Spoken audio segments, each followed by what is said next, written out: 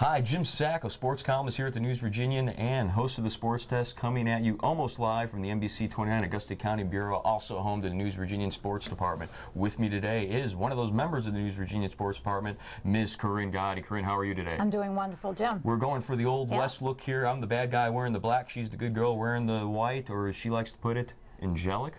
There you go. All righty. All right, hey, we're going to talk some Region B girls basketball. Last night we had Riverheads eke past William Campbell 40-39. We had Buffalo Gap hammer away at Central Lunenburg 82-34.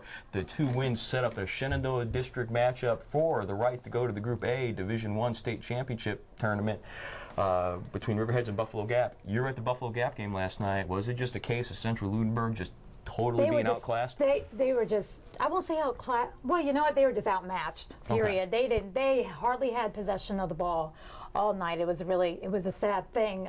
However, Buffalo Gap was able to get their momentum back, something that they lost, I think, in Wilson.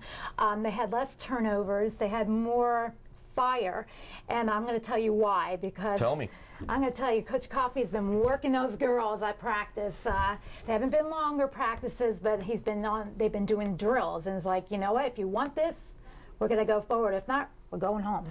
And usually, not to interrupt you, but usually late in the season, running the drills during practice is, you know, maybe not what you're going to see a lot of. Maybe what you're going to see is a lot of situational stuff, and that's why I think it's interesting that Coach is doing that, running the drills. Obviously, he saw some fundamental things against, I mean, this is a team that upset Stonewall Jackson twice in the course of 4 days last week, and then they kind of lost their momentum, like you said, in the Shenandoah District Tournament. Yeah. And here's their coach, Coach Coffey, who's running them in drills, not situational plays. I just find that interesting. Is he worried at all about fatigue?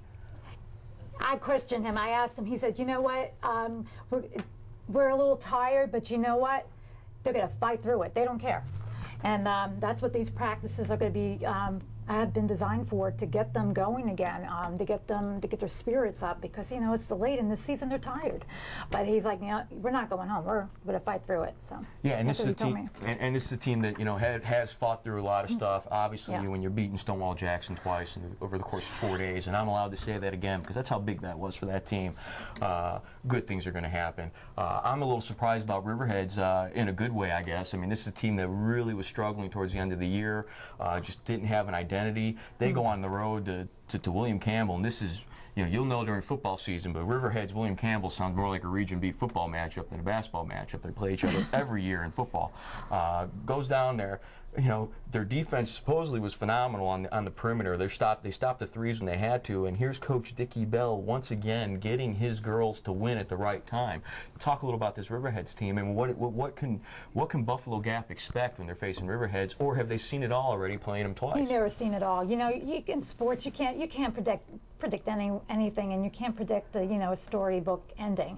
So, you know, these girls are going to continue practicing, and you're just going to have to keep their momentum going. You know, they do tend to look fatigued and a little sluggish. You know, oh, well, we got about 25 points ahead. You know, we can lay back a little bit.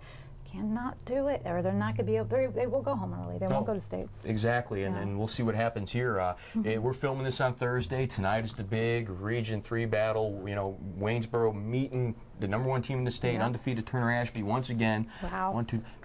Third time this year, yes, and they're meeting at Lord Botetourt High School in the Region 3 semifinals. You saw Waynesboro completely dismantle Northside in the River City the other night. You know, if I'm not mistaken, you have not seen Turner Ashby yet, but you are aware of the mystique surrounding Turner Ashby. What can Waynesboro do here to maybe come out with the win and keep their hopes of making the Group AA tournament alive? Fundamentals. You know, they tend to also, you know, when they get ahead, to kind of pull back. They can't rely on Devon so much. They got to pull as a team. But you know what? They got to keep fighting on, and they show that in the game. So I'm really excited. We call that the Turner Ashby machine. Yeah, the TA machine, which is really, it's a big rival. Which is what it is in every sport. Yeah. You know, softball's a TA machine. Baseball, it's a TA machine, and it looks like right now in girls basketball, it's a machine that you know, Waynesboro's going to try to stop. I think the big thing for Waynesboro has been the the maturation of Shante Woodson. 20 points that went over Northside. Somehow this, who's one of the top 10 leading scorers in the area, somehow did not make the first or second team Shenandoah or Southern Valley All-District team, which, you know, in my opinion is ludicrous. You know, what do these other girls have to do to complement Devin Brown to really make sure that they can get the job done tonight? They just can't rely on her. They can't just sit back and, you know, hey, let our star do what she does. And it's a bad habit. She's the leader of the team, but they got to kind of pull together, that's another thing. And the squad's not going to move forward and win it all. So they all have to kind of come together. It's not just one. But I did notice that in the last game that they worked more together. I know previous games that, you know, they've relied on their leader to just kind of, all right, she'll do it. So that has been a sticking point, but I think the emergence of Woodson and her 20 points and Kiana Barry, who's really looked good at the end of the season after struggling during the first part, is really the key to what this team can do. You're going to see a great game tonight if you're going to that match. Just be safe driving down Lord Botetourt. It is in the middle of nowhere. Thank you. Yeah, be careful. I'm Jim Sacco. This is Corine Gatti. We'll see you guys next week on the Sports Desk. Hi, I'm Jim Sacco, sports editor here at the News Virginian. We're doing this webcast once a week, but we need to know what you want and what we're doing right and what we're doing wrong.